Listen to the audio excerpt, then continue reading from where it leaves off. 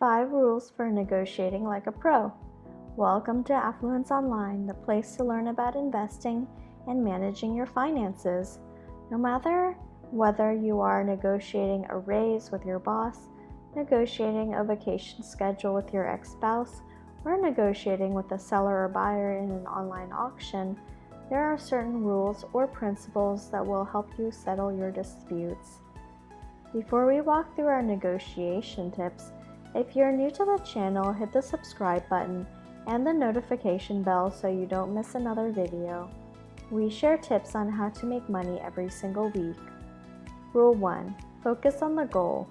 Don't be distracted by your emotions. It is important to check your emotions at the door before trying to negotiate anything. Emotions such as anger can make one lose control. We've all seen someone who gets red in the face and starts shaking his finger and generally looks as though he could easily have a heart attack.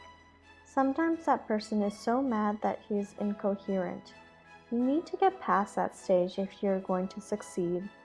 If you're the one who is angry and upset, you need to focus on what you hope to accomplish and tell yourself that nothing is going to stand in the way of that goal. It really does not matter whether you like the other side or not. Some parties are rude, obnoxious, and insulting. Try to get past these insults so you can focus on resolving the dispute. The other side may be baiting you, so don't give them the satisfaction of knowing they have gotten to you. If you focus on the goals of the negotiation, it won't matter whether you like or respect the other party. Rule 2. Look forward, not back. The past is called the past for a reason.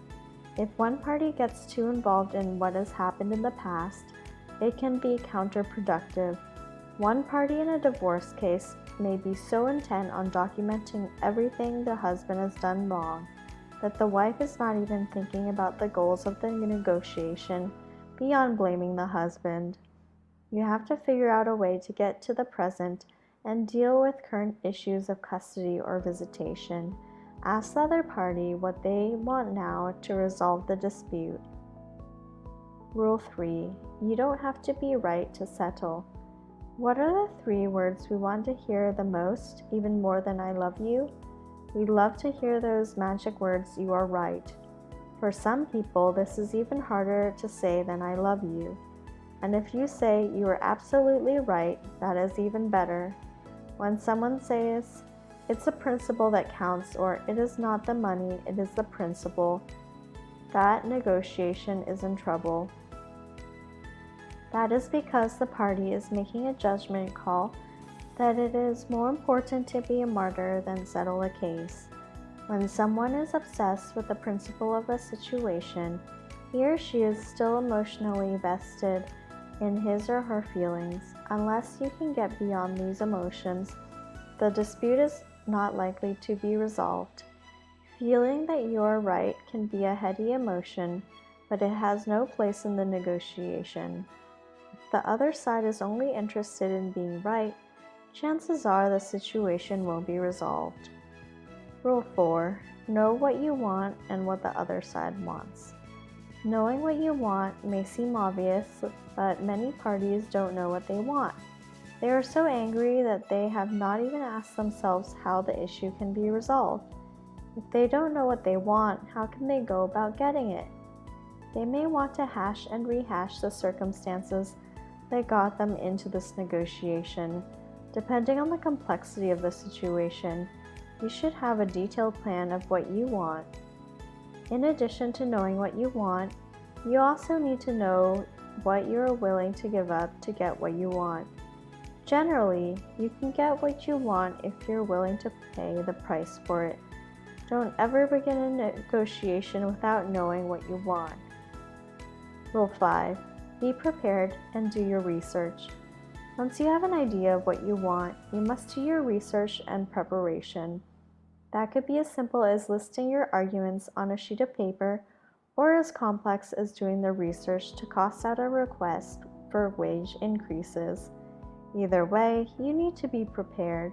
Otherwise, you might make a concession or agreement that you will later regret.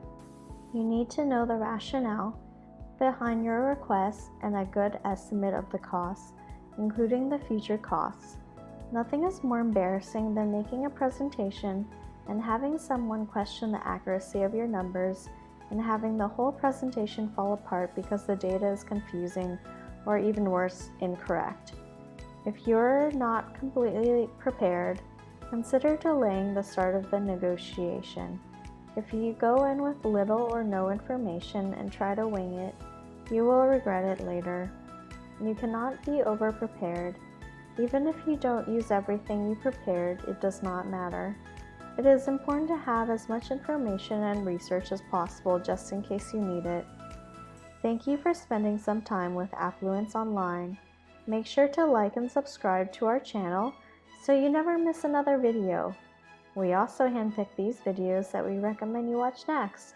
Thanks for watching, and we'll see you back again soon.